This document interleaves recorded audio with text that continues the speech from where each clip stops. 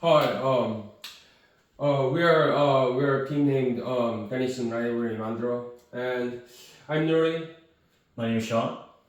My name is Jinso. I'm Uno.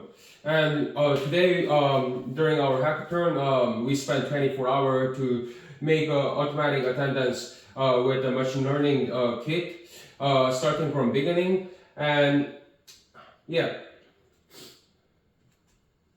So we knew that there's a high demand for having an automatic attendance checker for big schools like OSU. So basically, if we can use this in the actual real life, we're able to just check an attendance in 1 second. And also there's another benefit for using it because since we have a photo inside the database, we can also always check if any students have like trying to complain or if they are unsure if they attended or not. So yeah, we think that's the best benefit for this one. And one other advantage is gonna be that you don't need the local storage, so it's gonna save a lot of space for that.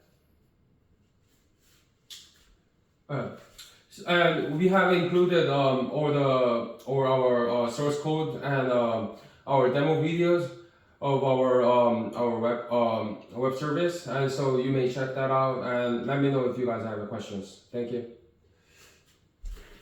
일본보다 어? 일본보다 작은 거 아니야?